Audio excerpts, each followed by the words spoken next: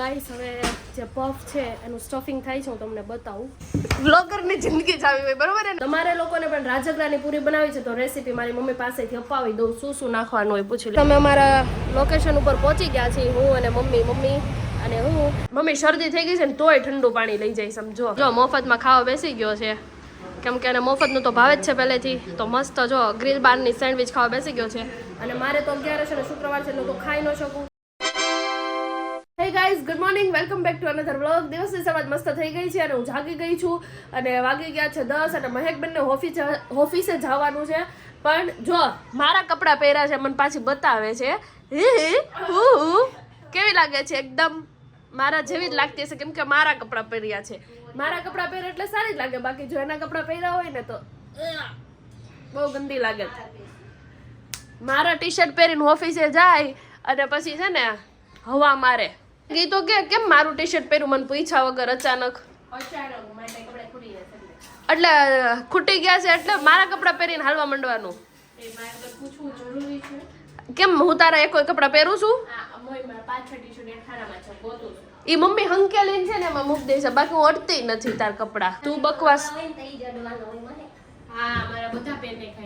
હા તો નવા હોય ત્યારે એક બે વારમાં શૂટમાં પહેરી જવાનું, પછી હું બીજી વાર પહેરું ને પણ કાંઈ વાંધો નહીં. હું પહેરું છે ને તો હરખું ધોઈને પાછું આપી દે છે. મમ્મી શરદી થઈ ગઈ છે ને તોય ઠંડુ પાણી લઈ જાય સમજો. આમ જ શરદી નો હારી થાય.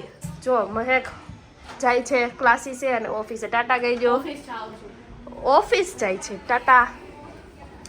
7 વાગ્યા સુધી આવતી નહીં. હાલ જા. આજ તો આવીશ જ ને બહાર પાર્ટી કરવા જાવ.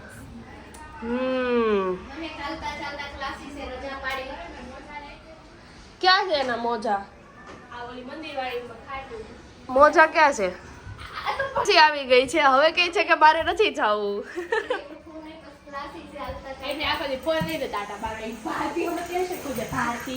બ્લોગરની જિંદગી જ આવી હોય બરોબર ને. નાની નાની ક્લિપ લેવાની હોય. બ્લોગરની જિંદગી જ આવી હોય એને હે ને હાલતા ચાલતા બ્લોગ લેવાના જ હોય બરોબર. મહેમાન તો આટા વગર ના હોય. આપણે શું છે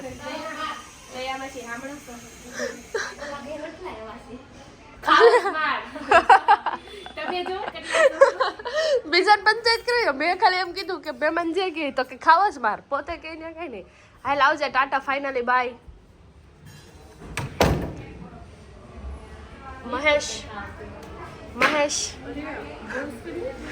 મહેશ દાદર ઉતરી નહીં જાય ત્યાં લગીને કેમેરો ચાલુ કરીશ વહી જા. સાચું કહું છું.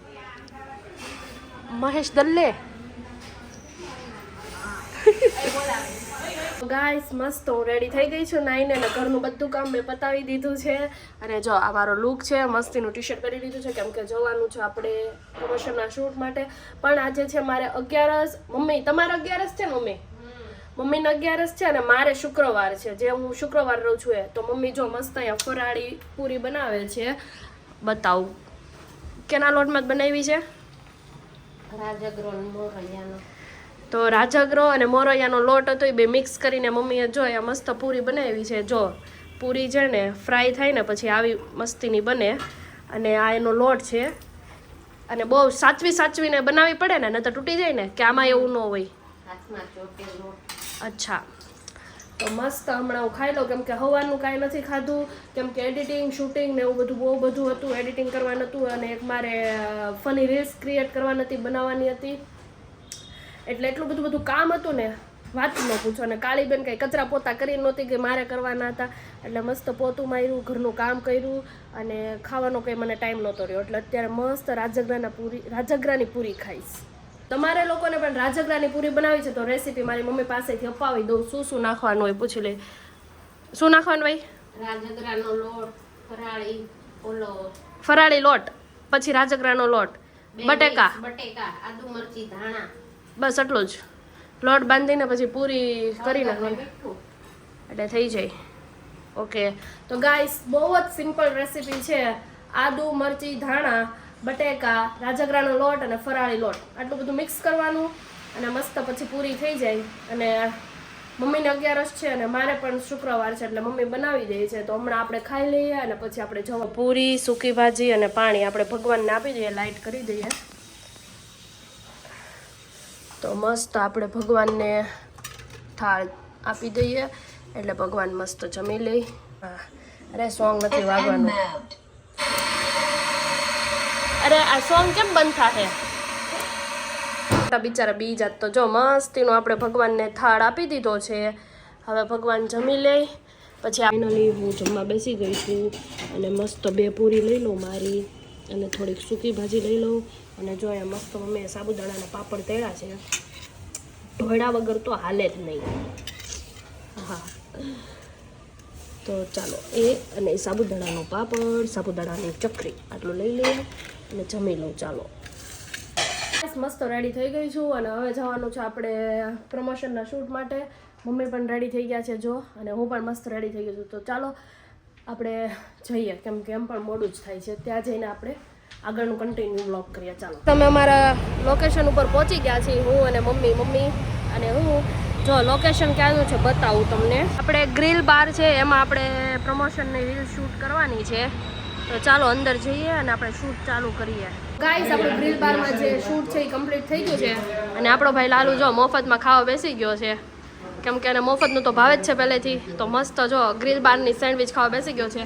અને મારે તો 11 છે ને શુક્રવાર છે એટલે તો ખાઈ ન શકું, પણ ડેફિનેટલી જ્યારે મારે ઉપવાસ પૂરો થશે એટલે હું અહીંયા વિઝિટ કરીશ અને સેન્ડવિચનો ટેસ્ટ કરીશ. આપણે લાલુભાઈને પૂછીએ એનો ટેસ્ટ કેવો છે. લાલુ, સેન્ડવિચનો ટેસ્ટ કેવો છે? ચૂપ નહીં, સેન્ડવિચનો ટેસ્ટ કેવો છે? જોયું ગાઈસ, કેમ કે એની પાસે શબ્દ નથી, અલ્ફાઝ નથી, એટલો જોરદારનો ટેસ્ટ છે. તો તમે લોકો પણ મોટા વરસમાં આવેલી ગ્રીલ બારને વિઝિટ કરો. લોકોએ લાઈવ પફ બનતા ક્યારેય જોયા છે? હું તમને લોકોને બતાવું. વેઇટ, જોવો. જો આ સાઈડ છે ને લાઈવ પફ બને છે. આ લોકો જો પફ બનાવે છે. જો આ પફ બની ગયા છે. અત્યારે આ ભાઈ એને ક્યાં મૂકવા જઈશ? અચ્છા, એ ટ્રેમાં મૂકે છે. જો માટે અત્યારે રોટલા તૈયાર થાય છે. પછી આ જે મસાલો છે એ પફની અંદર ભરશે. જો કેવું અલગ અલગ છે ને બધું જોવાનું. હા, મૂકી દો ભાઈ. ઓકે, 4 વેરાયટી બનાવે છે. સાદો, ચાઇનીઝ, પંજાબી અને પનીર પફ બનાવો છો. ઓકે, તો ગાઈસ જો પફ માટે સ્કેલથી, એટલે સ્કેલ નહીં, શું કહેવાય, લાકડાથી પેલું કરે છે, કટિંગ કરે છે. ગાઈસ, હવે જે પફ છે એનું સ્ટફિંગ થાય છે, હું તમને બતાવું. જુઓ, બધા પફમાં મસ્ત મસાલો ભરાય છે. પછી આને થોડી વાર રહેવા દેવાના હોય કે ડાયરેક્ટ પેલું મૂકવાના, મશીનમાં મૂકવાના? આખો ઘોડો ભરાય પછી મશીનમાં મૂકવાનું. ઓકે,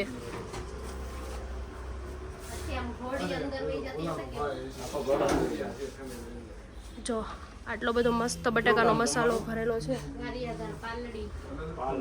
ગાઈસ જો આ રીતે પફ પેલા કરે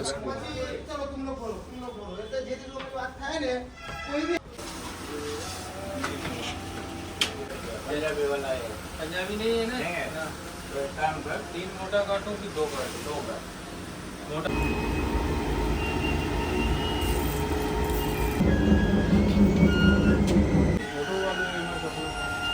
પફ એકદમ રેડી છે ઓપરેશન થિયેટરમાં જવા માટે.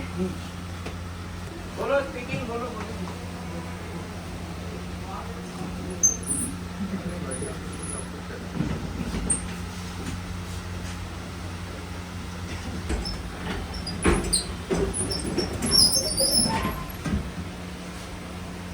ઓકે ગાઈસ, તો ફાઇનલી ઘરે આવી ગઈ છું. શૂટ કમ્પ્લીટ કરી દીધું છે. પ્રમોશનનું જે શૂટ હતું એ પણ કમ્પ્લીટ કરી દીધું છે અને બધું જ ઓલમોસ્ટ ડન થઈ ગયું છે. અને ઘરે આવી અત્યારે વાગી ગયા છે 7. તો બસ આજનો હું આ વ્લોગ અહીંયા જોઈન કરું છું. આઈ હોપ તમને આ વ્લોગ જોવાની બહુ મજા આવી હશે, કેમ કે મેં પફ કઈ રીતે બને છે, એની પ્રોસેસ શું હોય છે. હું પણ ફર્સ્ટ ટાઈમ ત્યાં વિઝિટ કર્યું હતું. મેં પણ ફર્સ્ટ ટાઈમ જોયું છે કે પફ કઈ રીતે બને છે, પફની આખી પ્રોસેસ શું હોય છે. પહેલાં એને લોટ બાંધવાનો હોય, પછી એને બેલવાનું હોય, એમાં મસાલો ભરવાનો હોય, પછી મશીનની અંદર જાય. આ બધું મેં ફર્સ્ટ ટાઈમ જોયું છે અને તમને પણ તમારી લોકો જોડે પણ મેં શેર કર્યું છે. તો આઈ હોપ તમને લોકોને આ વ્લોગમાં બહુ મજા આવી હશે અને બહુ એન્જોય કર્યો હશે. તો બસ આવા નવા વિડીયો અને આવા નવા વ્લોગ જોવા માટે મારી ચેનલને સબસ્ક્રાઈબ કરવાનું ભૂલતા નહીં. બસ આવા નવા વિડીયો માટે ચેનલને સબસ્ક્રાઈબ કરી દો. મળીએ આવા બીજા જોરદારના વ્લોગ સાથે. બાય, જય શ્રી કૃષ્ણ.